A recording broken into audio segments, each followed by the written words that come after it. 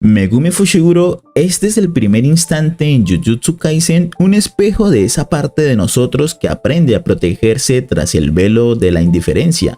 Al igual que muchos jóvenes que cargan con el peso de expectativas ajenas, Megumi se muestra con una actitud fría y distante, como si cada palabra sobrara y cada gesto pudiera delatar la vulnerabilidad que tanto anhela ocultar. Sin embargo, bajo esa fachada imperturbable hay un corazón que late con fuerza por quienes ama, su hermana Sumiki y sus compañeros de Tokio. Al igual que Megumi, no todos escogemos nuestro camino por voluntad propia, sino lo hacemos forjados por el dolor y las responsabilidades. Y es en esa forja donde aprendemos que nuestra fortaleza más genuina nace de la conciencia de nuestras propias cicatrices. Con Megumi descubrimos un laberinto de dudas, miedos y anhelos no expresados. Su método de combate, el despliegue de las 10 sombras, es la proyección simbólica de su propia psique, fragmentos de sí mismo que él convoca para enfrentar las amenazas externas, mientras evade el reto mayor, de confrontar su soledad interna. Pienso que todos llevamos un jardín sombrío de quimeras personal, una mezcla entre la luz y la oscuridad, y que el reto no es erradicar esas partes de nosotros más oscuras, sino aprender a convivir con ellas, a escucharlas sin juicio. Un recordatorio de que nuestros miedos no son enemigos a destruir, sino mensajeros que nos indican dónde aún no hemos aprendido a perdonarnos. Y con este análisis quiero centrarme en un capítulo del anime, y más específico en una escena que a mi parecer tiene mucho peso narrativo para el personaje y su evolución a futuro. Y al mismo tiempo el autor nos hace una pregunta: ¿cuáles son esos límites que no dejan ver tu grandeza? En este momento lo único que haces es ver cómo encajar con el resto. No puedes imaginarte una versión futura de ti que sea más fuerte. ¿Será por tu as bajo la manga? ¿Crees que en el peor de los casos darás la vida para resolver todo? Si sigues pensando...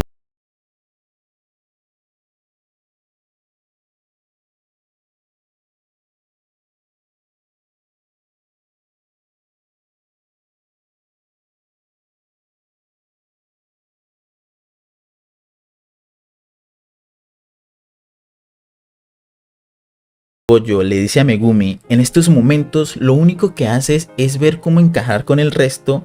La invitación de Gojo a pensar en una versión futura más fuerte es una llamada a superar los límites autoimpuestos, dejando de lado la complacencia o el conformismo que, aunque puede brindar seguridad temporal, limita el verdadero potencial personal.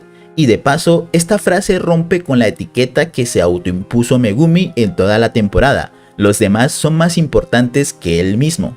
Cuando Gojo menciona la posibilidad de recurrir a tu as bajo la manga, haciendo referencia a Majoraga, o incluso la idea de dar la vida para resolverlo todo, evidencia un conflicto crucial: la ética del sacrificio y el riesgo. La diferencia entre morir para ganar y arriesgar la vida para ganar es sutil pero crucial. Mientras que la primera opción conlleva una resignación ante un destino fatalista donde en todos los escenarios a los que Megumi se enfrente, este lo resolverá por medio de un sacrificio personal. La segunda implica una lucha consciente y reflexiva, en la que el sacrificio se convierte en una herramienta para alcanzar un ideal superior.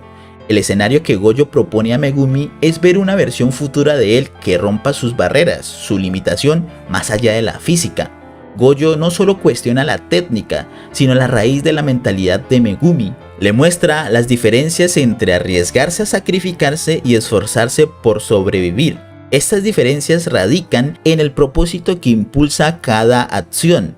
Esto equivale a distinguir entre una actitud de huida, donde la muerte aparece como la única solución al dolor o al conflicto, y una actitud de responsabilidad resiliente, donde cada desafío se afronta con una oportunidad de crecimiento personal o colectivo. Megumi, con un temperamento introspectivo y a veces sombrío, se ve en la encrucijada entre dejarse llevar por una inercia fatalista o atreverse a transformar el dolor en una fortaleza renovadora.